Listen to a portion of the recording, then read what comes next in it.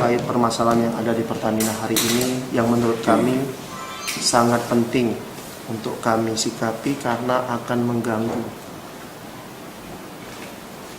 berpotensi mengganggu kedaulatan energi nasional, yang pasti akan mengganggu juga kedaulatan bangsa dan negara.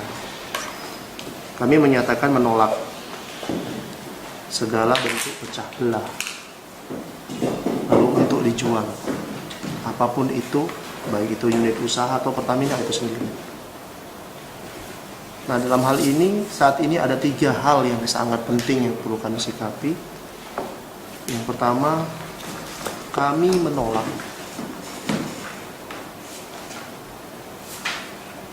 joint venture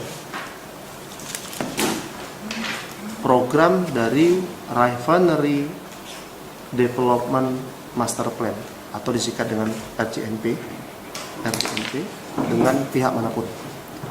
Tapi kami mendukung RDMP itu 100% Indonesia, 100% Pertamina. Saya jelaskan dulu ya Pak ya, apa itu RDMP. RDMP itu adalah singkatan dari Refinery atau kilang, Refinery Development Master Plan, program pengembangan kilang-kilang Pertamina. Saat ini tuh sudah berjalan 2 dan akan jalan lagi, direncanakan 4 Pak. Yang pertama itu ada kilang Balikpapan, nilainya 5,2 miliar dolar. Iya, USD. Itu 100% dibiayai oleh Pertamina. Kemudian ini yang sedang kami kritisi, yaitu kilang RU 4 Cilacap. Iya, Refinery Unit 4 Cilacap itu nilainya 5 miliar dolar. Rencana akan sharing dengan Aramco, Amerika Saudi Corporation. Kemudian Balongan 2,7 miliar, ini belum tahu arahnya kemana, dan ke depan Dumai juga. Ada 4 rencana nanti itu Pak. Ada apa dengan GP Aramco, kenapa kita tolak? Kilang Cilacap itu saat ini kilang yang paling baik Pak, dimiliki Pertamina. Dulu prosesnya itu mampu menghasilkan produksi 100-an ribu barel per hari melalui program yang dilakukan oleh Pertamina, pengembangan internal. Saat ini menuju 350 ribu barel per hari Pak.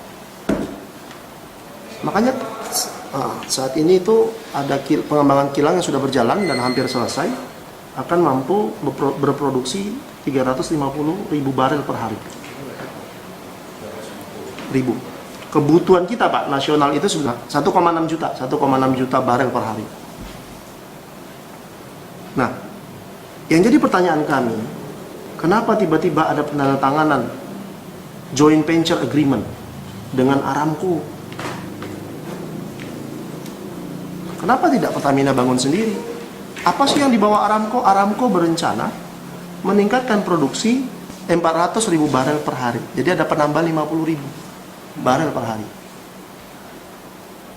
Tapi Pak, yang menjadi kecurigaan dan pertanyaan besar bagi kita semua, pekerja Pertamina yang sudah melakukan penolakan Pak sejak pertama kali itu digulirkan. Bahkan kemarin tuh Cilacap bikin aksi di kilang Pak, diikuti oleh lebih 50% pekerjanya. Mereka tuh membentukkan aksi teatrikal lah, penolakan dengan meletakkan helm proyek. Begitu juga di Balongan, begitu juga di Pelaju, ini menyusul, semua pekerja Pertamina menolak. Nah, dengan dia meningkatkan 50 ribu barel, dia itu mendapatkan saham 45% Pak di Cilacap itu, dengan nilai 5 miliar dolar, yang juga dikerjakan nggak sekaligus, bertahap. Celakanya lagi Pak, baru di masa sekarang lah ada rencana untuk mendapatkan 5 miliar dolar itu sebagai pengembangan peningkatan menjadi 400 ribu barel dari 350. Kita harus menggadaikan seluruh isi kilang, aset dan peralatannya. Ini kan konyol Pak, ada apa? Kita kan tahu, pemerintah ini butuh ingat sejarah. Bahwa kenapa dulu Undang-Undang Dasar 45 itu bicara tentang pasal 33. Dan salah satu satu-satunya perusahaan yang dibentuk dengan undang-undang itu Pertamina. Karena kalau manusia hidup tanpa energi, mati Pak. Nah sekarang kita dicoba digoyang. Sejak lama sebenarnya. Masalah kita ada juga sudah Pak sebenarnya di hulu, di tempat pengeboran. Untuk diketahui saja, Serikat Pekerja sejak pertama berdiri sampai hari ini terus berjuang menasionalisasi sumur-sumur minyak kita. Kita tuh cuman 18% Pak menguasai lapangan minyak Indonesia. Realnya sebenarnya 15% karena produksi naik turunnya. 85%-nya itu dikuasai asing. Produksi nasional kita itu sekitar 800.000 barel.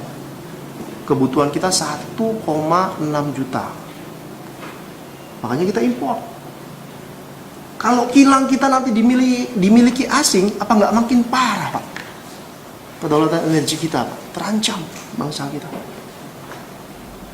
Nah, jadi kami menolak Pak.